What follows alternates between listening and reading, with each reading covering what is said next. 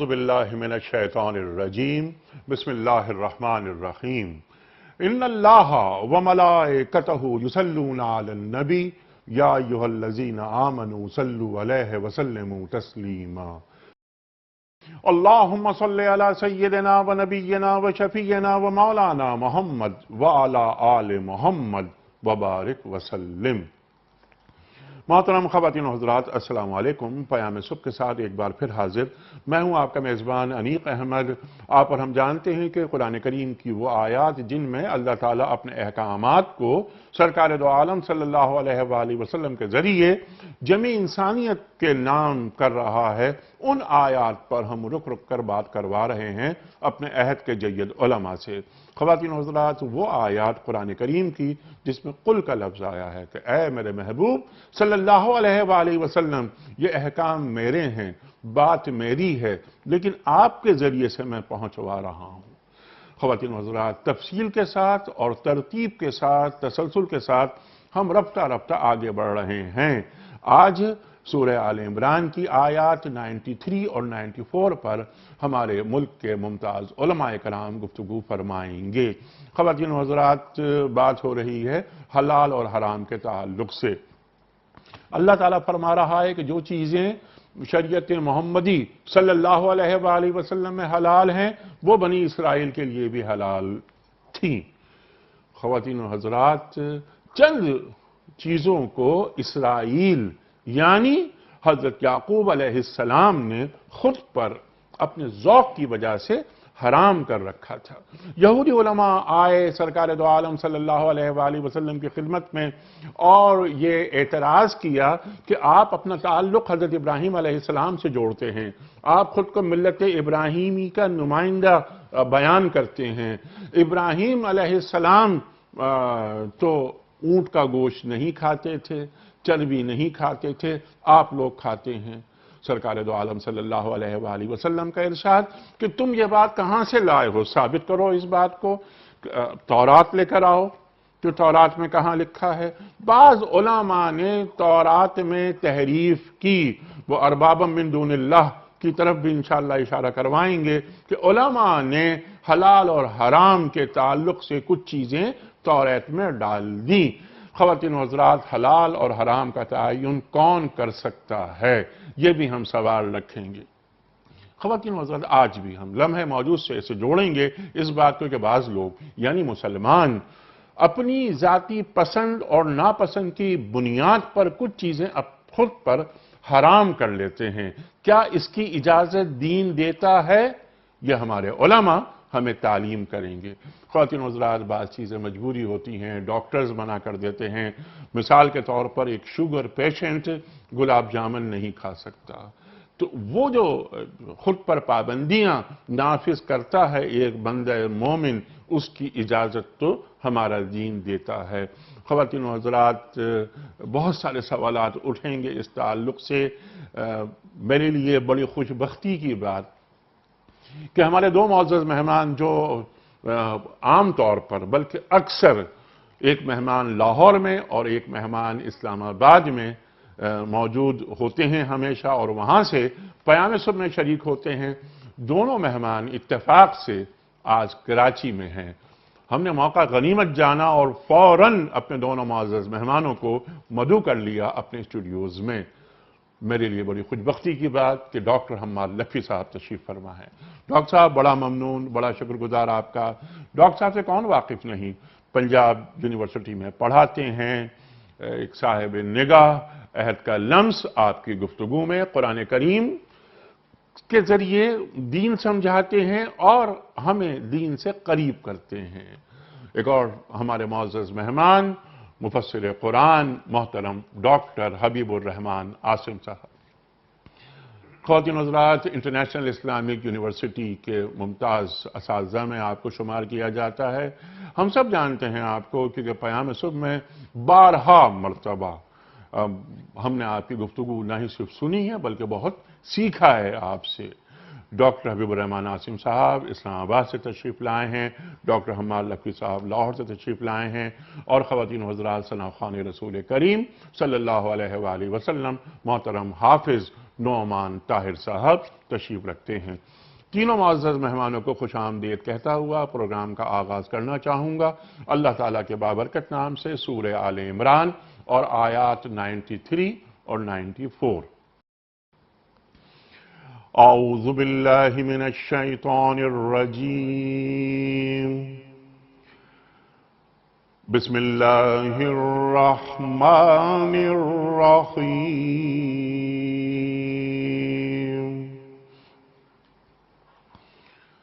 كل الطعام كان حلا لبني إسرائيل إلا ما حرم إسرائيل على نفسه من قبل حرم إسرائيل على نفسه من قبل أن تنزل التوراة قل فأتوا بالتوراة فاتلوها إن كنتم صادقين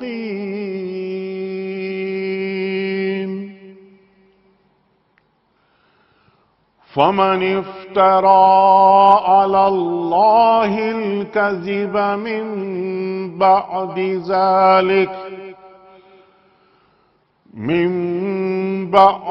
ذلك فأولئك هم الظالمون۔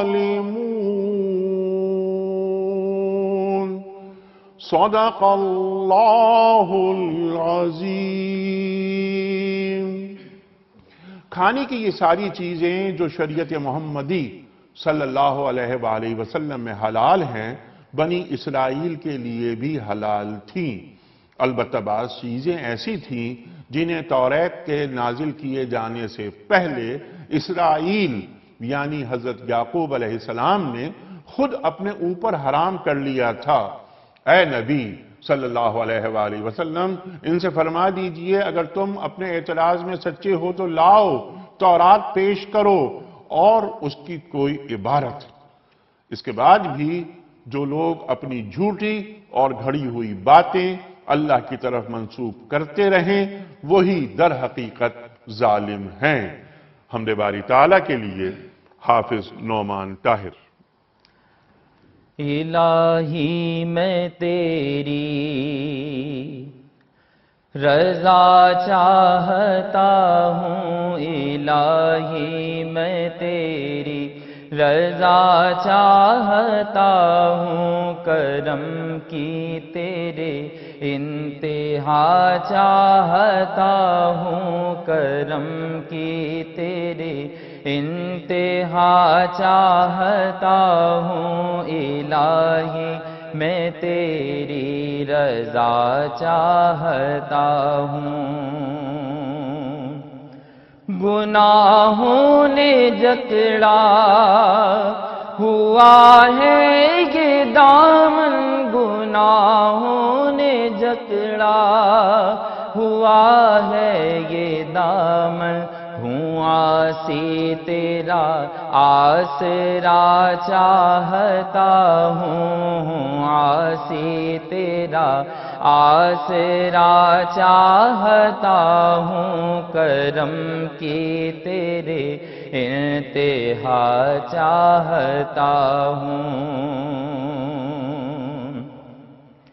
اندھیرا ہے پھیلا ہوا میرے ہر سو، اندھیرا ہے پھیلا ہوا میرے ہر سو، تیری رحمتوں کی ضیا چاہتا ہوں، تیری رحمتوں کی ضیا چاہتا ہوں، الہی میں تیری رضا چاہتا ہوں کرم کی تیرے، انتہا چاہتا ہوں کرم کی تیرے، انتہا چاہتا ہوں۔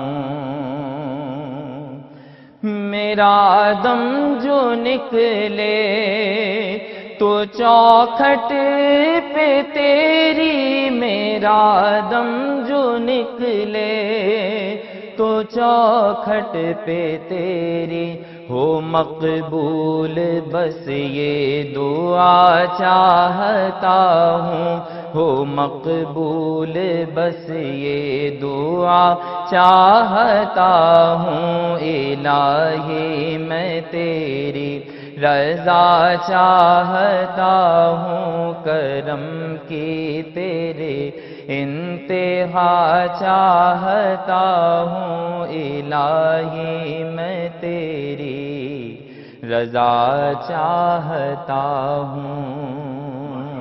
ماشاءاللہ ماشاءاللہ حافظ صاحب، سبحان اللہ سبحان اللہ۔ خواتین حضرات، اس سے پہلے کہ آج کے پروگرام کے حوالے سے پہلا سوال ہم رکھیں محترم ڈاکٹر حماد نقوی صاحب کی خدمت میں۔ کل کے پوچھے گئے سوال کا درست جواب اور آج کا سوال آپ کی خدمت میں۔ کل کا سوال یہ تھا کہ غزوہ خیبر کون سی سن ہجری میں ہوئی؟ درست جواب 7 سن ہجری میں۔ آج کا سوال نوٹ فرما لیجئے۔ فتح مکہ کے بعد سرکار دو عالم صلی اللہ علیہ وآلہ وسلم نے مکے کا گورنر کن صحابی کو مقرر کیا تھا؟ 3 آپشنز، حضرت خالد بن ولید رضی اللہ تعالی عنہ، یا حضرت عباس رضی اللہ تعالی عنہ، یا حضرت عتب بن اسد رضی اللہ تعالی عنہ۔ جو درست جواب آپ سمجھتے ہو روانہ فرمائیے۔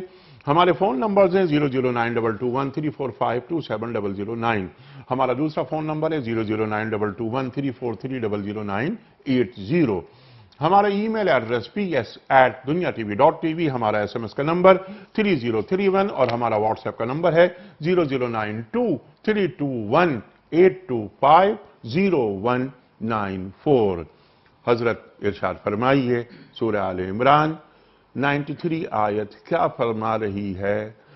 مخاطبت کس سے ہو رہی ہے؟ حلال اور حرام کے تعلق سے اللہ تعالیٰ کیا فرما رہا ہے؟ اور ایک سوال میں یہ بھی رکھنا چاہوں گا آپ کی خدمت میں کہ جب یہود سوالات زیادہ کرتے تھے تو اللہ نے کچھ چیزیں ان پر بطور سزا بھی حرام کر دی تھیں، تو زیادہ سوالات بھی نہیں کرنے چاہیے؟ ارشاد۔ بسم اللہ الرحمن الرحیم۔ دیکھیں، اس آیت کا جو پس منظر ہے، وہ جو مفسرین نے لکھا ہے وہ تو یہ ہے کہ ایک دفعہ یہودی نبی اکرم صلی اللہ علیہ وسلم کی خدمت میں آئے تھے اور انہوں نے بہت سارے سوالات کیے تھے، جی، جس کی طرف آپ نے بھی اشارہ کیا۔ اور وہ سوالات صرف یہ ایک سوال نہیں تھا، جی، اس میں سے ایک سوال یہ تھا کہ بتائیے کہ حضرت اسرائیل نے یعنی حضرت یعقوب علیہ السلام نے کون سی چیز اپنے اوپر حرام کی تھی یا ان کے اوپر کون سی چیزیں حرام تھیں۔ اس میں ایک سوال یہ تھا۔ علاوہ ازیں نبی اکرم صلی اللہ علیہ وسلم کے پاس فرشتہ کون سا آتا ہے، یہ بھی اس میں سوال تھا۔ کوئی عورتوں اور مردوں کے حوالے سے کوئی سوالات تھے۔ نبی پاک صلی اللہ علیہ وسلم کو انہوں نے یہ وعدہ کیا تھا کہ آپ اگر ہمارے سارے سوالوں کے ٹھیک ٹھیک جواب دے دیں تو ہم سارے مومن ہو جائیں گے، ہم اسلام قبول کر لیں گے۔ اور نبی پاک صلی اللہ علیہ وسلم نے ان سے پختہ وعدہ لے کے، یہ مسند احمد کے اندر روایت موجود ہے اور مفسرین نے لکھی ہے، تو آپ نے ان کے سارے سوالوں کے جواب جیسے جیسے وہ سوال کرتے گئے نبی پاک صلی اللہ علیہ وسلم کے جوابات دیتے رہے۔ لیکن انہوں نے کسی بھی ہر سوال کے بدلے میں انہوں نے کوئی نہ کوئی ایسی بات کی، یوں سمجھ لیجئے کہ اصولی طور پر ان کو اب جو بات وہ کر بیٹھے تھے وہ خود پھنس گئے تھے، لہٰذا اصولی باتوں میں تو وہ اعتراض کر نہیں سکتے تھے، لہٰذا فقہی باتوں میں انہوں نے اعتراضات کرنے شروع کر دیے۔ تو اصل بات یہ ہے کہ نہ سوالات انہوں نے کسی نیک نیتی سے پوچھے تھے اور نہ ہی اب جو مزید وہ نکتہ افرینی کر رہے تھے وہ کسی نیک نیتی کی بنیاد پر تھی۔ اس میں سے ایک بات یہ تھی جس کا آپ نے انٹرو میں بھی اشارہ کیا کہ آپ ملت ابراہیمی کے پیروکار ہونے کا دعویٰ کرتے ہیں، تو نبی اکرم صلی اللہ علیہ وسلم کے اس دعوے پر ان کو یہ اعتراض اس لیے ہوا کہ حضرت ابراہیم علیہ السلام یعنی حضرت یعقوب علیہ السلام سے قبل اونٹ کا گوشت اور دودھ حرام تھا، آپ تو حلال کرتے ہیں، آپ اس کو کھاتے پیتے ہیں۔ تو اس پر پھر یہ آیات اتریں کہ حضرت اسرائیل، یہاں پہ جو لفظ اسرائیل ہے اس پہ دونوں احتمال موجود ہیں۔ مفسرین نے لکھا ہے کہ اسرائیل سے مراد بنی اسرائیل بھی ہو سکتے ہیں اور اسرائیل سے مراد حضرت یعقوب علیہ السلام بھی ہو سکتے ہیں، اور اگر اس سے مراد بنی اسرائیل ہوں تو بنی اسرائیل کے اوپر جو چیزیں حرام ہوئی ہیں وہ دو طرح سے حرام ہوئی ہیں۔ ایک بطور سزا حرام ہوئی ہیں، جس کا ذکر اللہ تعالیٰ نے سورہ انعام میں بھی فرمایا ہے کہ ذالک جزیناہم ببغیہم، اور حرمنا علی بنی اسرائیل کل ذی ظفر، ہر جو جاندار تھا نا ناخن والا وہ ہم نے ان کے اوپر حرام کر دیا تھا۔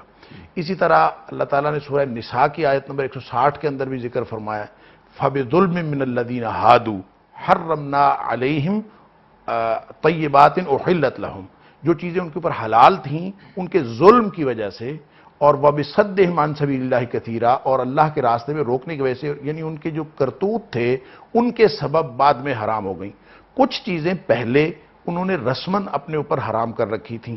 اب یہ دونوں طرح موجود، یہ اس کے اندر مفہوم کے اندر بات موجود ہے، اگر اس سے مراد بنی اسرائیل ہوں، اور جو قرآن پاک کی یہ سورۃ الانعام کی آیات ہیں یا سورہ نساء کی آیت ہے، یا پھر سورہ آل عمران کی آیت نمبر 50 جس میں حضرت عیسیٰ علیہ السلام کا ذکر ہے، اور انہوں نے بھی، ان کی طرف بھی اللہ تعالیٰ نے کلام منسوب کیا ہے کہ حضرت عیسیٰ علیہ السلام نے کہا تھا کہ میں تورات کی تصدیق کرنے کے لیے بھی آیا ہوں، وَلِأُحِلَّ عَلَيْكُمْ بَعْضَ الَّذِي حُرِّمَ عَلَيْكُمْ، کہ میں أُحِلَّ لَكُمْ بَعْضَ الَّذِي حُرِّمَ عَلَيْكُمْ، اور میں کچھ وہ چیزیں حلال کرنے کے لیے بھی آیا ہوں جو تمہارے اوپر حرام کر دی گئیں۔ تو اس کا مطلب یہ ہے کہ تورات کے نزول سے قبل بھی جو تمہارے اوپر حرام کر دی گئی، یعنی وہ جو حرام کر دی گئی وہ اللہ نے حرام نہیں اللہ نے کی، حرام نہیں بلکہ کی، تمہارے علماء نے حرام کر دی۔ علماء نے حرام کر دی گئی، یہ احتمال بھی موجود ہے، اور جو بطور سزا ان کے اوپر حرام کر دی گئی یہ بھی اس کے اندر احتمال موجود ہے۔ تو کہنے کی بات اصل میں یہ ہے کہ ان کا یہ جو دعویٰ تھا کہ حضرت ابراہیم علیہ السلام یا ملت ابراہیمی میں یہ چیزیں حرام تھیں، یہ ان کا دعویٰ غلط تھا۔ اس لیے اللہ کے رسول صلی اللہ علیہ وسلم سے یہ مخاطبت کی گئی کہ آپ ان سے کہیے کہ آپ تورات لا کے دکھاؤ، بات تو تورات کی ہے، اس سے پتہ چلے گا کہ اللہ کا حکم تھا کہ نہیں تھا۔ اور بات اصل میں صرف اتنی تھی جو اللہ تعالیٰ نے الا ما حرم اسرائیل علی نفسہ من قبل ان تنزل التورات، تورات کے نازل ہونے سے پہلے اسرائیل نے، حضرت یعقوب علیہ السلام نے اپنے اوپر کیا تھا۔ اس کے لیے ابن عباس رضی اللہ تعالیٰ عنہ کی روایت ہے کہ کوئی بیماری تھی حضرت یعقوب علیہ السلام کو، اور جنگل میں تھے، اور اس بیماری کے بارے میں بھی امام قرطبی نے بہت ساری تفسیرات لکھی ہیں کہ وہ کس وجہ سے ہوئی تھی۔ تو بہرحال جس کو ہم شیٹکا پین کہتے ہیں، ان کا جو جس کو عرق النساء کہتے ہیں، ٹانگ کے اندر ان کو تکلیف تھی، اور اس کے اندر ایک روایت امام قرطبی نے تفصیلی لکھی ہے، اور اس میں بھی پتہ نہیں روایت کس درجے کی ہے، لیکن اس میں لکھا ہے کہ وہ فرشتے نے کچوکا لگایا تھا آپ کے جسم پر، اور اس کی وجہ سے آپ کو وہ بیماری ہو گئی تھی، واللہ عالم۔ لیکن بات اس میں صرف اتنی ہے کہ وہ جو حرام کیا تھا، حضرت یعقوب علیہ السلام نے کہا تھا، منت مانی تھی کہ اگر میری یہ بیماری درست ہو جائے تو میں اپنی پسندیدہ چیز چھوڑ دوں گا۔ اس آیت سے ما قبل کی جو آیت ہے اس کے ساتھ اس کا بڑا گہرا تعلق ہے اس حوالے سے کہ لن تنالوا البر حتى تنفقوا مما تحبون، کہ جب اس وقت تک تم نیکی کو پا نہیں سکتے جب تک کہ تم اپنی پسندیدہ چیز اللہ کے راستے میں خرچ نہ کر دو۔ یہ فرق ہے بنی اسرائیل کے احکام میں اور امت محمدیہ کے احکام میں، کہ وہاں جو اللہ کی محبت میں جب کوئی چیز، کسی چیز کے بارے میں فیصلہ کیا جاتا تھا تو اس کو ترک کر دیا جاتا تھا، اور امت محمدیہ میں جو حکم ہے وہ اللہ کی محبت میں خرچ کرنے کا حکم ہے۔ وہاں ترک کرنے کا تھا، یہاں خرچ کرنے کا ہے۔ تو حضرت یعقوب علیہ السلام نے اس کو ترک کیا تھا، اور وہ صرف اپنی ایک ذاتی مسئلے کی وجہ سے کیا تھا، اور اب ہمیں حکم ہے کہ اللہ کی محبت میں خرچ کیا کریں، اور یہ سورہ دہر میں اور سورہ بقرہ میں دیگر آیات سے بھی یہ بات ثابت ہے کہ اللہ کی محبت میں خرچ کرنا چاہیے۔ سبحان اللہ، سبحان اللہ، سبحان اللہ، سبحان اللہ۔ ترک اور خرچ، یہ کیا اہم نکتہ، لن تنالوا البر حتی تنفقوا مما تحبون، سبحان اللہ۔ اور پھر ایک اور کام، یہ کام کیا بلکہ ایک اور جرم یہ کرتے تھے یہودی، کہ خود کو ابراہیم علیہ السلام سے جوڑ لیتے تھے، کہ یہ چیزیں انہوں نے حرام کر رکھی تھیں، یعنی ابراہیم علیہ السلام نے، اور پھر نوح سے بھی جوڑتے تھے۔ ارشاد فرمائیے ڈاکٹر صاحب۔ بسم اللہ الرحمن الرحیم۔ اس آیت کے حوالے سے بنیادی بات محترم ڈاکٹر صاحب نے فرما دی، اور اس میں بہت ساری باتیں سیکھنے کی ہیں، اور اس کو ہم اپنی زندگی میں شریعت مصطفیٰ علیہ السلام کی روشنی میں جاننے کی کوشش ضرور ہمیں کرنی چاہیے۔ بنیادی پس منظر تو بیان ہو چکا، اور اس میں چونکہ جو ضمیر اس میں استعمال کی گئی ہے اس میں زیادہ احتمال جناب یعقوب علیہ السلام ہی کا ہے، تو اس وجہ سے وہ بات زیادہ مناسب نظر آتی ہے کہ اس وقت کے نبیوں میں سے جناب یعقوب علیہ السلام نے ایک خاص وجہ سے اپنے اوپر جن چیزوں کو منع کیا، تو وہ اس منع کرنے کے معاملے کو حرام کا لفظ استعمال اس کے لیے کیا گیا، اور یہ بات ہمیں بعد میں جناب رسول اللہ صلی اللہ علیہ وسلم کے حوالے سے بھی ملتی ہے، اس لیے کہ نبی جب کوئی چیز اپنے اوپر روکتا ہے تو نبی کا روکنا کوئی معمولی روکنا نہیں ہوتا۔ جب وہ کہہ دے کہ میں یہ چیز استعمال نہیں کروں گا تو وہ ایک مثال بن جائے گی امتیوں کے لیے اور بعد کے آنے والے لوگوں کے لیے، اور اسی وجہ سے اللہ رب العزت نے جناب رسول اللہ صلی اللہ علیہ وسلم کے بھی ایک عمل کو باقاعدہ قرآن مجید کا حصہ بنا دیا۔ جب آپ علیہ السلام نے شہد نہ کھانے کا ارادہ کیا ایک خاص پس منظر کی وجہ سے، آپ صلی اللہ علیہ وسلم نے شہد کو حرام نہیں کیا تھا کسی صورت میں، کوئی ایسا ہمیں جملہ نہیں ملتا جس میں آپ علیہ السلام نے یہ فرمایا کہ شہد حرام ہو گیا، بلکہ اپنے پرہیز کے لیے یا اپنی پسند اور ناپسند کی بنیاد پر آپ علیہ السلام نے ایک فیصلہ کیا۔ بالکل ایسا ہی فیصلہ جناب یعقوب علیہ السلام نے کیا تھا، اور یعقوب علیہ السلام جو کہ نبی تھے، انہوں نے جب یہ فیصلہ کیا تو بنی اسرائیل کے لوگوں نے اس کو یوں سمجھ لیا کہ جیسے یہ اللہ تعالیٰ کی طرف سے حرام کر دیا گیا ہے، اس وجہ سے وہ ایک عرصے تک اس کو استعمال نہ کرتے رہے۔ اسی وجہ سے یہ احتمال تھا، ہم اس سابقہ پس منظر کو موجودہ اس حوالے سے جناب رسول اللہ صلی اللہ علیہ وسلم کے حوالے سے جب دیکھ رہے ہیں تو اس کا امکان تھا کہ آپ صلی اللہ علیہ وسلم بھی اگر کوئی ایسی چیز کا فیصلہ کر لیں تو امت بھی کہیں ویسا ہی نہ سمجھنا شروع کر دے کہ جیسے بنی اسرائیل نے سمجھنا شروع کر دیا تھا۔ اس وجہ سے آپ علیہ السلام کے حوالے سے اللہ تعالیٰ نے ایک نسبتاً بظاہر سخت معاملہ لگتا ہے لیکن ایک موقف اختیار کر کے لوگوں کو اصول دے دیا کہ حلال اور حرام کرنے کا فیصلہ صرف اور صرف اللہ رب العزت کی طرف سے ہوتا ہے۔ جتنے بھی انبیاء اور رسول ہیں وہ اپنے اللہ کی اطاعت میں، اپنے اللہ تعالیٰ کے حکم کی تعمیل میں اس کو بیان کرتے ہیں۔ جناب رسول اللہ صلی اللہ علیہ وسلم نے ایک دو موقع پر جو اور بھی فرمایا کہ اللہ نے ان چیزوں کو حرام کیا اور میں تمہارے لیے یہ چیزیں حرام کرتا ہوں، تو اس کا بھی بنیادی تصور ایسا نہیں ہے کہ اللہ تعالیٰ کچھ اور فرما رہے ہیں اور رسول اللہ صلی اللہ علیہ وسلم کچھ اور فرما رہے ہیں، بلکہ اللہ تعالیٰ ہی کے اذن سے جو کسی باقاعدہ آیت میں موجود تو نہیں ہے لیکن اللہ تعالیٰ کی طرف سے اجازت آپ صلی اللہ علیہ وسلم کو عطا کی گئی۔ بالکل اسی طریقے سے سابقہ انبیاء میں بنی اسرائیل کے جو نبی تھے وہ بھی مختلف حالات میں کچھ چیزوں سے پرہیز خود کرتے رہے اور کچھ چیزوں کو اللہ تعالیٰ کے حکم پر منع فرماتے رہے۔ تو یہ بنیادی اصول ہے جس کو سمجھنا چاہیے۔ تو جناب یعقوب علیہ السلام نے جب اپنے اوپر جو ہے وہ گوشت، اونٹ کا گوشت اور اس کا دودھ اور یہ مختلف اور چیزیں استعمال کرنا روک دیں تو بنی اسرائیل نے یہ سمجھ لیا کہ شاید یہ اللہ تعالیٰ کی طرف سے منع ہو گیا، اور یہ ملت ابراہیم کا حصہ ہے اور تورات کی آیات میں سے اور شریعت کا یہ جز ہے، جبکہ یہ شریعت کا نہ جز تھا، نہ تورات کی آیات میں اس کا ذکر ملتا ہے، نہ ابراہیم علیہ السلام کی طرف سے یہ حکم کسی بنیاد پر چل رہا تھا۔ اسی وجہ سے اللہ تعالی نے کہا ان جو ہے وہ اسرائیلیوں سے، ان یہودیوں سے کہ جو آپ صلی اللہ علیہ وسلم کے پاس تشریف لائے کہ اگر آپ یہ کہتے ہو کہ آپ ملت ابراہیم پر چلنے والے ہو اور آپ کا کہنا یہ ہے کہ اونٹ مسلمان جو ہیں قربانی کے لیے استعمال کرتے ہیں، گوشت کے لیے استعمال کرتے ہیں، جبکہ یہ تو ملت ابراہیمی پہ حرام تھا، تو لاؤ کوئی آیت۔ اور وہ اس بات کو اچھی طرح بھانپ گئے کہ یہ جو چیلنج آ گیا ہے تو ہمیں تو کوئی آیت نہیں ملے گی، اور اسی وجہ سے روایات میں آتا ہے کہ وہ پھر جواب میں کوئی چیز لے کے نہیں آئے، وہی آئیں بائیں شائیں والا وہ جو معاملہ ہے کہ معاملے کو معطل کر دیا جائے یا کوئی اور نیا سوال اس میں سے شروع کر دیا جائے، یہ ان کی ایک عادت ہوا کرتی تھی، اور شاید اب بھی بہت سے لوگوں کی یہ عادت ہے کہ جب وہ کسی سوال کو لوگوں کے سامنے پیش کرتے ہیں تو ان کا مقصد بات کو سمجھنا نہیں ہوتا بلکہ بات کو الجھانا ہوتا ہے، اور جب وہ یہ سمجھتے ہیں کہ اب ہم لاجواب ہو رہے ہیں تو اس کے اندر سے ایک نیا سوال، اس کے اندر سے ایک نیا سوال۔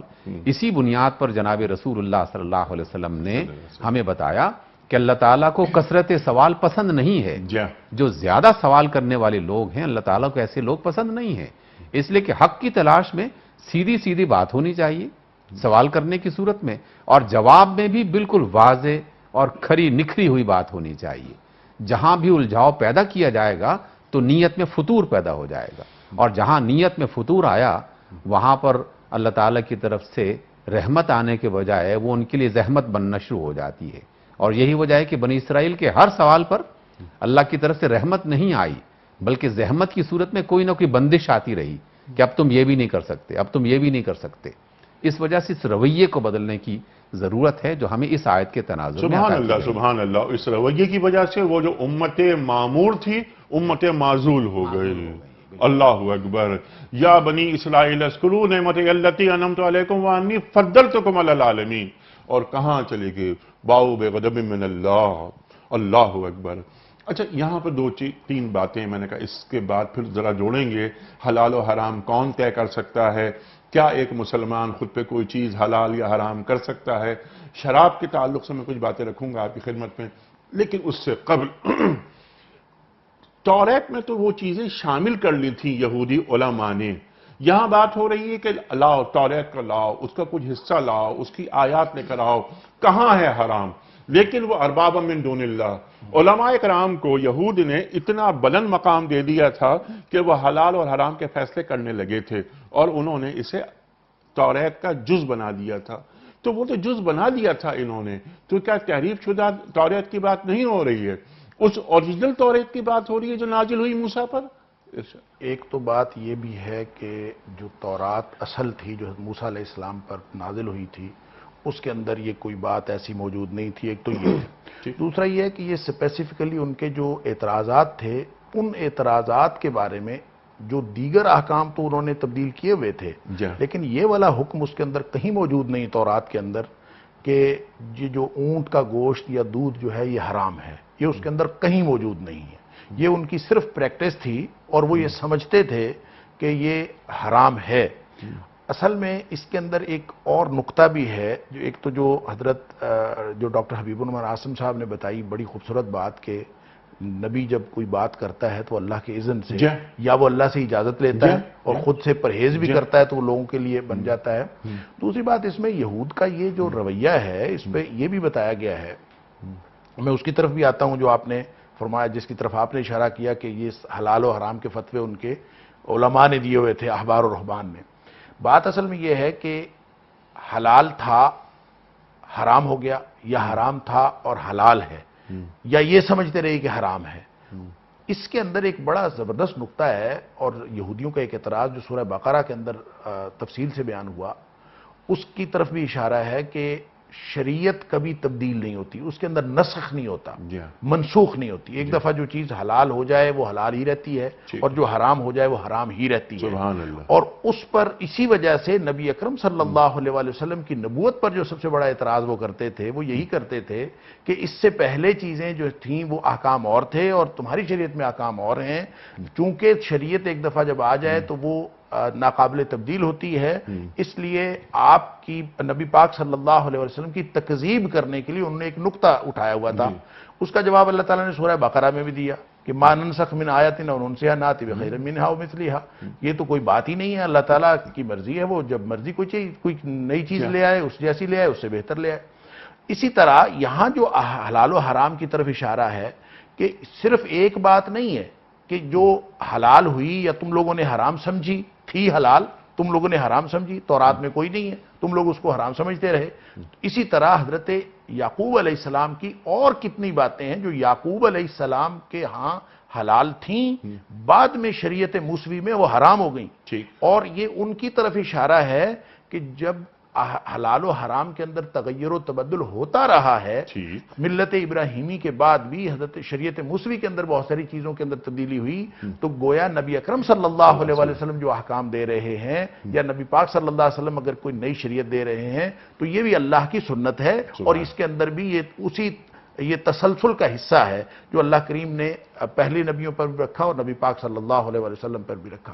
اور دوسری بات یہ کہ جو آپ نے اشارہ کیا کہ حلال و حرام کا اختیار یہ تو کسی نبی کو بھی اس طرح سے نہیں ہے کہ نبی اپنی مرضی سے کوئی بات کر دے. وگرنہ لما تحرم ما احل اللہ لک جو اللہ تعالیٰ نے فرمایا جو سورہ تحریم کے اندر جس کی طرف ڈاکٹر حبیب الرحمان عاصم صاحب نے اشارہ کیا کہ اے حبیب صلی اللہ علیہ وسلم آپ نے کیوں حرام کر لیا جو اللہ تعالیٰ نے آپ کے لیے حلال کیا تھا. حالانکہ اللہ کے رسول صلی اللہ علیہ وسلم کی اتھارٹی اللہ تعالیٰ نے سورہ اعراف میں بیان فرمائی. وَيُحِلُّ لَهُمُ الطَّيِّبَاتِ وَيُحَرِّمُ عَلَيْهِمُ الْخَبَائِثَ، سبحان اللہ، کہ آپ جس چیز کو حرام ٹھہرا دیں وہ حرام ٹھہر جاتی ہے، آپ جس کو حلال کریں وہ حلال ہو سبحان جاتی اللہ، ہے، آپ کی یہ اتھارٹی ہے۔ لیکن مسئلہ یہ ہے کہ نبی پاک صلی اللہ علیہ وسلم بھی وَمَا يَنطِقُ عَنِ الْهَوَىٰ إِنْ هُوَ إِلَّا وَحْيٌ يُوحَىٰ، آپ جب حلال و حرام کی کوئی بات بھی کسی کو بتاتے ہیں تو اپنی ذاتی خواہش سے نہیں بتاتے، ٹھیک ہے۔ بلکہ اللہ کی طرف سے وحی آتی ہے تو پھر بتاتے ہیں۔ تو اصل الاصول کیا ہوا کہ ان اللہ یحکم ما یرید، اور نبی پاک صلی اللہ علیہ وسلم کا بھی فرمان ہے ما احل اللہ فی کتابہ فہو حلال وما حرم اللہ فی کتابہ فہو حرام، لہذا معیار یہودیوں کی اپنی جو دانش ہے وہ نہیں ہوگی، جی، ان کے علماء کی دانش نہیں ہوگی، وہ تاریخ بھی نہیں ہوگی جو یہود نے مرتب کی ہے، معیار ہوگا تو یا اللہ کی کتاب تورات ہوگی اور یا اب جو ہے اللہ کی کتاب اللہ کا قرآن ہوگا جس کی دعوت نبی اکرم صلی اللہ علیہ وسلم دے رہے ہیں۔ یہ معیار ہوگا تو تم لوگ کامیاب ہوگے اور تم ہدایت کی طرف آؤ گے۔ اگر تم اپنی تاریخ اور ان چیزوں کو معیار بناتے رہو گے یا کسی ایسی چیز کو جو پہلے حرام تھی بعد میں حلال ہو گئی یا پہلے حلال تھی بعد میں حرام ہو گئی، اس کو اگر تم اللہ کا حکم سمجھ کے نہیں مانو گے، اپنی ہٹ دھرمی میں رکے رہو گے، تو یہ ایک ناکامی کا رستہ ہے اور یہ اللہ پر جھوٹ باندھنے کے مترادف ہے۔ جی۔ اس لیے فرمایا کہ جو اللہ پر جھوٹ باندھتا ہے اس سے بڑا ظالم تو دنیا کائنات میں اور کوئی نہیں ہے۔ سبحان اللہ، سبحان اللہ، سبحان اللہ، سبحان اللہ۔ اور اتباع توریت کی نہیں ہوگی، اب قرآن کریم کی ہوگی۔ ایک بات تو یہ بھی اور درمیان میں میرے خیال اس پہ یہ بات ہونی چاہیے، ڈاکٹر صاحب میں بلکہ سوال رکھتا ہوں آپ کی خدمت میں کہ اگر وہ کسی طریقے سے کسی ثابت کر دیتے کہ جناب والا یہ تحریف شدہ توریت لا کر کہ اس میں شامل ہے یہ بات کہ جگالی کرنے والے جانور ان کا گوشت حرام ہے، جیسا کہ بعد میں شامل کیا گیا۔ ڈاکٹر صاحب آپ ظاہر ہے آپ ہم سے زیادہ جانتے ہیں، یہ فرمائیے۔ اور ایک بات جو اٹھائی ڈاکٹر صاحب نے، بڑی اہم بات، کہ حضرت یعقوب علیہ السلام کی شریعت میں کچھ چیزیں شامل تھیں جو بعد میں منسوخ ہوئیں۔ حضرت یعقوب علیہ السلام کے نکاح میں 2 سگی بہنیں موجود تھیں جو بعد میں منسوخ ہو گئی، حرام ہو گئی، حرام ہو گئیں۔ ارشاد۔ دیکھیے بنیادی اصول تو وہی ٹھہرا کہ جس پر ہم نے اس سے پہلے بھی تذکرہ کیا کہ اصل اتھارٹی تو اللہ رب العزت کے پاس ہے نا، وہ احکم الحاکمین ہے۔ جو حکم دینا چاہے اسے کوئی روک نہیں سکتا، اس سے کچھ پوچھ نہیں سکتا۔ اللہ تعالیٰ اپنی مرضی سے ایک حکم نازل کرتا ہے اور وہی اللہ اپنی مرضی سے ایک دوسرے زمانے میں دوسری قوم کے لیے ایک نیا حکم جاری کر دیتا ہے۔ اور ہمیشہ ایسا ہی رہا ہے کہ انبیاء کے تسلسل میں اور کتابوں کے نزول میں جو بنیادی نقطہ یہی تھا کہ جب بھی اللہ تعالیٰ کے نازل کردہ کسی حکم کو لوگوں نے تبدیل کیا، شریعت میں خرابی آنا شروع ہو گئی، نبی کی تعلیمات کو لوگوں نے مسخ کرنا شروع کر دیا، اور وہاں کے رہبان اور علماء یہ سمجھنے لگے کہ اب ہم اتھارٹی بن چکے ہیں، دین تبدیل ہونے لگا، تو اللہ تعالیٰ نے پھر ایک نیا نبی بھیجا۔ اور اس نبی نے 2 کام کیے۔ ایک تو یہی کہ وہ بنیادی تعلیم جو سابقہ انبیاء کی تھی اس کو تجدید کے ساتھ لوگوں کے اندر راسخ کیا اور اس کو ہر قسم کی خرابی سے پاک صاف کیا۔ اور دوسرا، اس اللہ تعالیٰ کی اتھارٹی کو لوگوں کے سامنے پیش کیا کہ ہم جس کو اللہ مانتے ہیں وہ اللہ تعالیٰ نعوذ باللہ کوئی معزول قسم کی ذات نہیں ہے، وہ اپنا حکم جب چاہے بدل سکتی ہے، اس لیے وہ حاکم اعلیٰ ہونے کے ناطے سے کسی بھی زمانے میں کوئی حکم نافذ کرنے کا اور جاری کرنے کا مجاز ہے۔ اس لیے اگر اللہ نے ایک زمانے میں 2 بہنوں کو بیک وقت ایک شخص کے نکاح میں رکھنے کی اجازت دے رکھی تھی تو وہی اللہ ہے کہ جس نے اب اس کو منع کر دیا ہے۔ اس سے پہلے کچھ اور بھی بہت ساری تفصیلات اس کے اندر آتی ہیں کہ جو احکام بنیادی جو اصول تھے وہ تو وہی رہے، اللہ تعالیٰ کی توحید میں کوئی تبدیلی نہیں آئی، آخرت کے ایمان پر کوئی تبدیلی نہیں آئی، جنت اور دوزخ کے مسائل کے بارے میں جزا اور سزا کے معاملات کے حوالے سے وہ بنیادی اصول وہی رہے، لیکن شریعت کے بعض احکام جو حالات اور ضرورت کے مطابق اللہ رب العزت نے چاہا کہ اسے تبدیل ہونا چاہیے، اسے تبدیل کیا گیا۔ اور یہ تبدیلی شریعت میں وہ بنیادی تبدیلی نہیں ہے کہ جس پر اعتراض بنی اسرائیل نے اٹھایا اور اٹھانے کی کوشش بہت سے لوگ بعد میں بھی کسی نہ کسی طریقے سے کرتے رہتے ہیں۔ اس بنیاد پر یہ بات ہمیں اچھی طرح سمجھ لینی چاہیے کہ اللہ رب العزت نے جو حکم جاری فرمایا ہے اس اصول کو سامنے رکھتے ہوئے اس اعتراض کو اپنے دل سے نکال لینا چاہیے. اس لیے بنی اسرائیل کا یہ اعتراض بالکل بلا جواز تھا کہ پہلے یہ حکم تھا، اب یہ حکم کیوں آ گیا. اس میں دو غلطیاں انہوں نے کی اور دونوں بلکہ ظلم کیے. پہلی بات یہ کہ جو حکم نہیں تھا اسے نبیوں کے ساتھ منسوب کر دیا اور اللہ تعالیٰ کے ساتھ منسوب کر دیا. اور دوسرا ظلم یہ کہ جناب اللہ تعالیٰ کی اتھارٹی کو چیلنج کر دیا کہ اللہ تعالیٰ ایک حکم دینے کے بعد نیا حکم بدل ہی نہیں سکتا. تو یہ دونوں ہی باتیں بہت ہی غلط ہیں کہ اللہ اور اس کے رسول کے ساتھ کوئی جھوٹ باندھنا یہ بہت بڑا ظلم ہے. اور دوسرا یہ کہ اللہ تعالیٰ کی اتھارٹی کو بہت ہی کمزور سمجھتے ہوئے اسے یہ سمجھنا کہ اب کوئی حکم بدل ہی نہیں سکتا. اور شریعت محمدی درحقیقت جو آپ نے سوال کیا اس میں وہ بنیادی نقطہ آ جاتا ہے کہ جب بھی اللہ تعالیٰ کوئی نئی شریعت نافذ کرتا ہے اور نیا نبی بھیجتا ہے تو بعد میں آنے والے نبی کی اطاعت کی جائے گی. سابقہ نبیوں کی اطاعت شریعت کے اعتبار سے نہیں ہوگی. ان پر ایمان ویسا ہی رہے گا، ان سے محبت ویسی ہی رہے گی، ان سے عقیدت ویسی ہی رہے گی، لیکن حکم ابراہیم علیہ السلام کی شریعت کا نہیں چلے گا. موسیٰ علیہ السلام کی، یعقوب علیہ السلام کی شریعت کا حکم نہیں چلے گا. اب مصطفیٰ علیہ السلام کا زمانہ ہے اور قیامت تک انہی کا زمانہ ہے، تب ان کی شریعت چلے گی، انہی کی تعلیم چلے گی، انہی کا فرمان چلے گا. اس کو اپنانا چاہیے. سبحان اللہ. حضرت عمر فاروق رضی اللہ تعالی عنہ توریت کا مطالعہ کر رہے ہیں. سرکار دو عالم صلی اللہ علیہ وآلہ وسلم کی نگاہ آپ پر پڑتی ہے. آپ فرماتے ہیں کہ اگر آج میرا بھائی موسیٰ ہوتا تو وہ بھی قرآن کریم پڑھ رہا ہوتا. بالکل ٹھیک ہے ڈاکٹر صاحب. یعنی من قبل ہدی للناس. جی. قرآن کہتا ہے کہ وہ یہ جو تورات اور انجیل اس سے پہلے ہدایت تھی لوگوں کے لیے. اور یہاں سورۃ المائدہ کے اندر فرمایا کہ جب تورات آئی فیہا ھدی و نور، اس میں ہدایت بھی تھی، اس میں نور بھی تھا، اس وقت میں وہ تھی. پھر اس کے بعد اللہ تعالیٰ نے انجیل نازل کی فیہ ھدی و نور، اس کے اندر بھی نور اور ہدایت. اب اس کے بعد اللہ تعالیٰ فرماتا ہے کہ پھر ہم نے قرآن نازل کر دیا مہیمنن علیہ. سبحان اللہ. اب یہ قرآن مہیمن ہے، نگہبان ہے ان پر. مہیمن کا مطلب نگران اور نگہبان، اللہ اور اکبر. کہہ لیجئے مانیٹرنگ کرنے والا. جی. اب قرآن بتائے گا جس کو، یعنی سورہ آل عمران میں فرمایا وَأَنزَلَ الْفُرْقَانَ، جی. اور یہاں فرمایا مہیمنن علیہ. تو فرقان وہ ہے جو حق اور باطل کا معیار اور پیمانہ ہوتا ہے، اور مہیمن ہوتا ہے جو مانیٹرنگ کرتا ہے کہ کہاں غلطی ہے اور غلطی کی نشاندہی بھی کرتا ہے، اصلاح بھی کرتا ہے. تو اب گویا قرآن بتائے گا کہ تورات کی کون سی بات تحریف شدہ ہے اور کون سی بات تحریف شدہ نہیں ہے. قرآن بتائے گا کہ انجیل کی کون سی بات صحیح ہے اور کون سی بات تحریف شدہ ہے.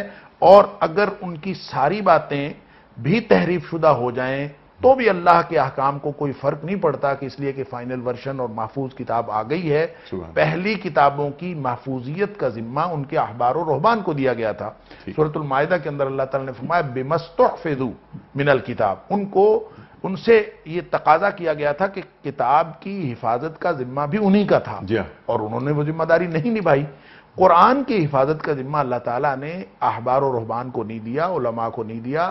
لوگ یہاں بھی وہی کچھ کر رہے ہیں، امت محمدیہ میں بھی وہی کچھ کر رہے ہیں جس کی پیشین گوئی نبی پاک صلی اللہ علیہ وسلم فرما دی تھی کہ لَتَتَّبِعُنَّ سُنَنَ مَنْ كَانَ قَبْلَكُمْ. تم بھی وہی کام سارے کرو گے جو تم سے پہلے لوگ کرتے رہے. شبرن بشبرن و ذراعن بذراعن، بالشت با بالشت اور قدم با قدم.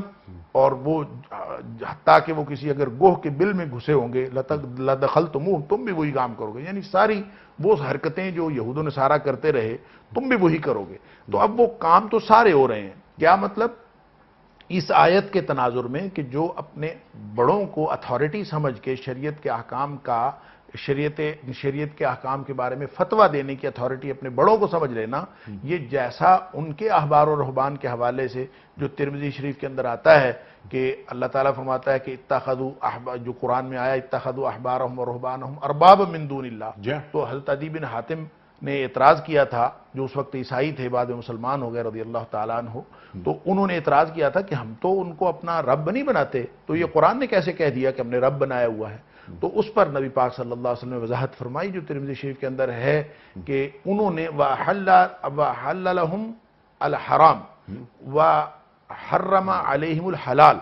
یعنی جو اللہ نے حلال کیا تھا انہوں نے ان کے اوپر حرام کیا، جو اللہ تعالیٰ نے حرام کیا تھا انہوں نے ان کے اوپر حلال ٹھہرایا.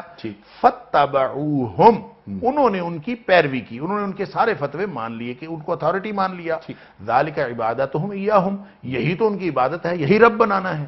لہٰذا یہ بات امت محمدیہ میں بھی ہوئی اور لوگوں نے اپنے آپ کو اتھارٹی سمجھا، لیکن یہ اللہ کے قرآن کی محفوظیت کے ذمہ دار یہ نہیں تھے. اِنَّا نَحْنُ نَزَّلْنَا ذکر الذِّكْرَ وَإِنَّا لَهُ لَحَافِظُونَ. سبحان اللہ. اس کی محفوظیت اللہ نے اپنے ذمے اپنے ہاتھ میں رکھی، لہذا اللہ کی کتاب میں کوئی تبدیلی ممکن نہیں، باوجود اس بات کے کہ لوگوں نے مسائل میں حلت و حرمت کے فتووں میں بہت کچھ کیا اور دین کے اندر ایسی ایسی چیزیں نئی نکالیں جس کی طرف نبی اکرم صلی اللہ علیہ وسلم نے اشارہ فرمایا کہ قیامت کے دن جو میرے پاس میری امت آئے گی، گروہ در گروہ آ کے پانی حوض کوثر سے پینے کے لیے آ رہی ہوگی، تو ایک گروہ جس کو میں پہچان لوں گا وہ بھی مجھے پہچان لیں گے.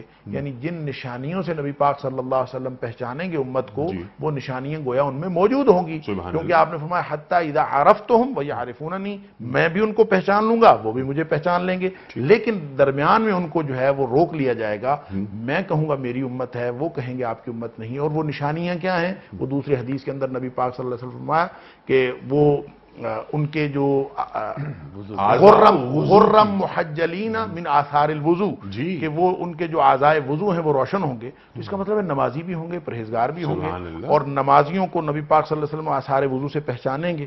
لیکن کہا یہ جائے گا کہ یہ وہ لوگ ہیں اِنَّكَ لَا تَدْرِي مَا أَحْدَثُوا بَعْدَكَ، آپ جانتے نہیں ہیں کہ آپ کے تشریف لے جانے کے بعد انہوں نے کون کون سی تبدیلیاں دین کے اندر کر لی تھیں. تب جا کے نبی اکرم صلی اللہ علیہ وسلم فرمایا میں پھر کہہ دوں گا سحقن سحقن، ان کو دور لے جاؤ، ان کو دور لے جاؤ، ان کو اور ان کو گھسیٹ کر جہنم میں پھینک دیا جائے گا. تو اصل بات یہ ہے کہ یہود و نصارہ کی یہ روش تھی، وہ ہمارے اندر نہ آئے. نبی پاک صلی اللہ علیہ وسلم نے اسی بات سے خبردار کیا تھا، اور وہ ہمارے اندر آ چکی ہے. اور ہم اللہ کی کتاب میں تو ہم تبدیلی نہیں کر سکتے، لیکن ہم اپنے اعمال کے اندر بہت ساری تبدیلی رونما کر چکے ہیں. اللہ اکبر، اللہ اکبر. ایک مسلمان ناقص العمل تو ہو سکتا ہے، ناقص الایمان نہیں ہو سکتا. کوشش یہ کرنی چاہیے کہ ناقص العمل بھی نہ رہے. بالکل صحیح.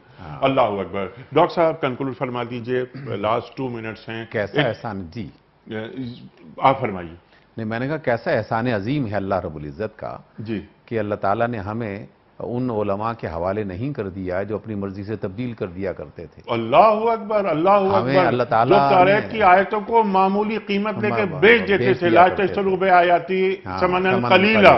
اللہ اکبر. ڈاکٹر صاحب بعض لوگ یہاں پر سوالات کچھ یہ کرتے ہیں کہ ہم اپنے ذوق کی بنیاد پر، مثال کے طور پر کہ ہم کسی جانور کا ذبیحہ نہیں کھا سکتے کیونکہ ہمیں برا لگتا ہے یہ. تو کیا ایک انسان یا ایک مسلمان مجاز ہے، مکلف ہے کہ وہ اتنا بڑا فیصلہ کرے؟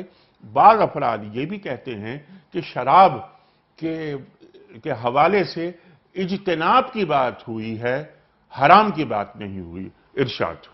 دیکھیے، جو بات ہم نے ابھی کہی کہ اللہ تعالیٰ کا احسان عظیم ہے کہ اس نے اپنے آخری کتاب کو اپنی حفاظت میں رکھا، ٹھیک، اور اس میں سے کوئی بندہ قیامت تک کوئی تبدیلی نہیں لا سکتا. ٹھیک. اس کی وجہ سے جتنی بھی کاوشیں اور کوششیں ہو رہی ہیں شریعت کو مسخ کرنے کی، اور وہ سب کے سب ناکام ہوئیں اور آئندہ بھی ناکام ہوں گی. اور اس میں یہ سوال جو آپ نے ابھی اٹھایا، ان کا بھی مسکت جواب اسی قرآن مجید میں موجود ہے کہ اللہ تعالیٰ نے صرف اجتناب کا ذکر نہیں کہا، بلکہ پہلے اس کی برائی بیان کی ہے کہ اس کی حیثیت تو پہلے جانو. یہ رجس ہے، گندگی ہے، برائی ہے. یعنی ایسی گندگی جس کو اللہ تعالیٰ کہہ رہے ہیں، تو اس کا مطلب یہ کہ پھر تو جوا بھی کھیلنا چاہیے. ہاں، کیونکہ اس کے ساتھ بھی فجتنبوا کا لفظ آ رہا ہے. اس بنیاد پر ہمیں بہت ساری ایسی چیزیں ملتی ہیں کہ جس کے بارے میں اللہ رب العزت نے ایک بات کہی کہ یہ گندگی ہے، اور پھر رسول اللہ صلی اللہ علیہ وسلم نے اپنے عمل کے ذریعے سے اس آیت کی تفسیر بیان کر دی ہو، تو پھر اللہ کے رسول کے بعد کسی اور کو مزید تفسیر بیان کرنے کی ضرورت نہیں ہے. سبحان اللہ. تو جب اللہ اور اس کے رسول موجود ہیں تو پھر خامخواہ لوگوں کی منہ شگافیاں اس کی طرف توجہ دینا، ہمیں اس کی کیا ضرورت ہے؟ سیدھا سادہ دین، روشن راستہ، اس پر چلو اور اپنی عاقبت اور دنیا بناؤ. سبحان اللہ، سبحان اللہ، سبحان اللہ، سبحان اللہ. اور کیا کوئی شخص، کوئی مسلمان کچھ حلال چیزیں جو اللہ اور اللہ کے رسول صلی اللہ علیہ وآلہ وسلم نے حلال قرار دے دی ہیں، ان کو کیا اپنے ذوق کی وجہ سے حرام کسی صورت میں نہیں، کسی صورت میں دو چیزیں ہیں، ایک ہے پرہیز کہ مجھے یہ چیز پسند نہیں ہے، میں اپنے ذوق کے مطابق اس چیز کو استعمال نہیں کرنا چاہتا یا نہیں کرتا، اس کا مسئلہ الگ ہے، لیکن یہ نہیں ہے کہ آپ اسے کہہ دیں کہ یہ حرام ہو گئی ہے۔ حرام ہونا تو ایک بہت بڑا فیصلہ ہے، مجاز نہیں ہے، مجاز نہیں ہے، قطعی طور پر مجاز۔ سبحان اللہ سبحان اللہ۔ فکر عرض کروں، جی ارشاد۔ اگر کسی حرام کردہ چیز، اللہ کی حرام کردہ چیز میں ہمیں ایک بھی مصلحت حرام ہونے کی نظر نہ آئے، وہ پھر بھی حرام ہے۔ ٹھیک۔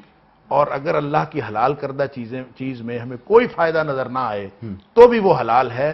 ہمارے اپنی کیلکولیشن سے نہ کوئی حلال حرام ہو سکتا ہے، نہ کوئی حرام حلال ہو سکتا ہے۔ سبحان اللہ، کیونکہ عقل انسانی مجاز ہی نہیں ہے، وہی خداوندی کے تابع ہوگی یہ عقل، کیونکہ یہ چراغ راہ تو ہے، منزل نہیں ہے۔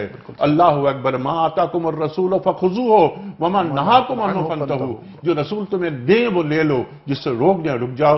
اور ڈاکٹر صاحب نے کیا اچھی بات فرمائی کہ اجتناب کا لفظ تو قرآن کریم میں ہے، لیکن اللہ کے رسول صلی اللہ علیہ وآلہ وسلم نے اپنے عمل سے کیا کر کے دکھایا؟ شیخ رجس، صرف رجس فرما دیا جاتا اللہ تو اکبر۔ یہ اس کی حرمت کے لیے کافی تھا۔ جی۔ پھر من عمل الشیطان، جی۔ یہ اس کی حرمت کے لیے کافی ہے۔ اجتناب کا لفظ تو بعد میں جا کے آیا، اور پھر فرمایا فَهَلْ أَنْتُمْ مُنْتَهُونَ، کیا تم اب بھی باز نہیں آؤ گے؟ رکتے ہو کہ نہیں رکتے؟ اللہ یعنی اس قدر۔ اور صحابہ نے فرمایا انتہینا یا ربنا، ہم رک گئے۔ سبحان اللہ۔ صحابہ کرام کو سمجھ آ گئی، نبی اکرم صلی اللہ علیہ وآلہ وسلم کو سمجھ آ گئی، اور جدید دور کے دانشور کو سمجھ نہیں آئی۔ اللہ اکبر اللہ اکبر۔ اور سرکار دو عالم صلی اللہ علیہ وآلہ وسلم نے شراب خوری پر سزا نافذ کی، اس پہ عمل کر کے دکھایا، اور آج دین کو ایک کھلواڑ بنایا جاتا ہے۔ جو آپ نے بات فرمائی کہ جدید دانشور اسے اجازت دے دیتے ہیں کہ یہ حرام کہاں ہے۔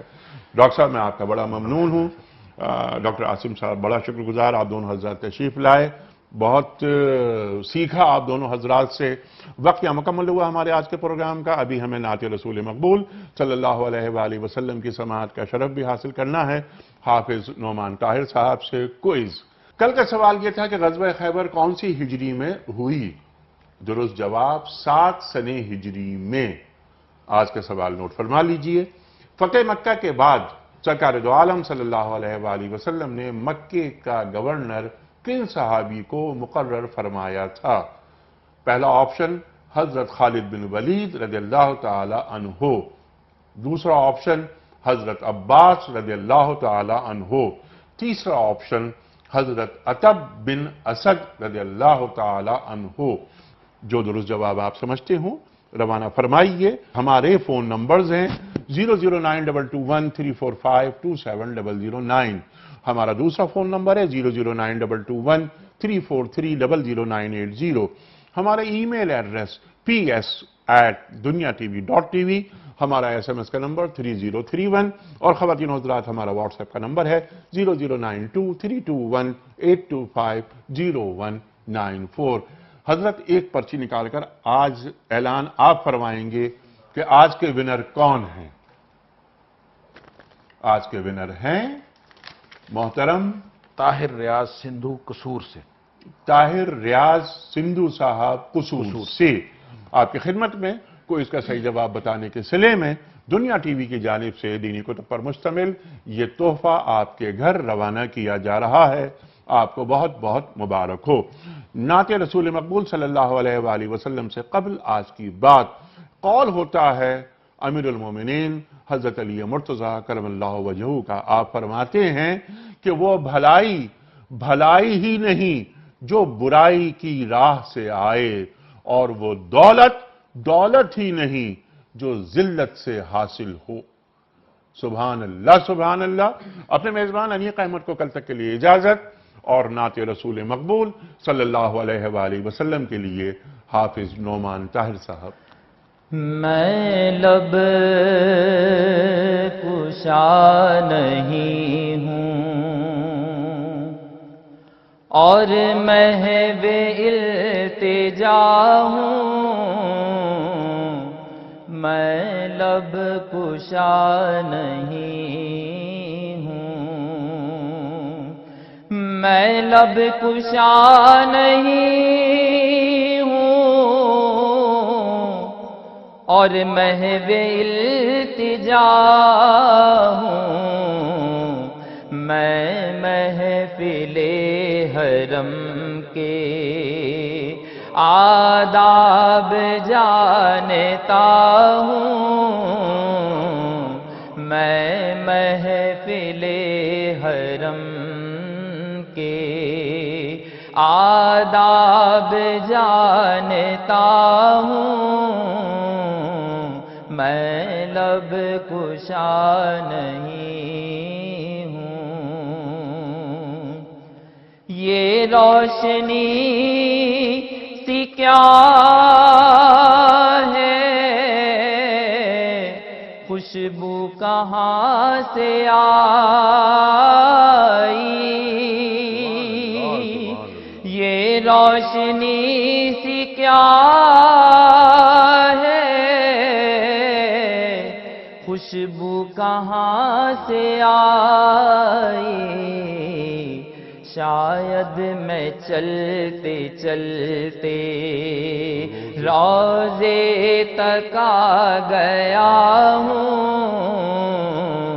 شاید میں چلتے چلتے روضے تک آ گیا ہوں میں لب کشا نہیں ہوں ایسا کوئی مسافر شاید کہیں نہ ہوگا ایسا کوئی مسافر شاید کہیں نہ ہوگا دیکھے بغیر اپنی منزل سے آشنا ہوں دیکھے بغیر اپنی منزل سے آشنا ہوں میں لب کشا نہیں ہوں اور محو التجا ہوں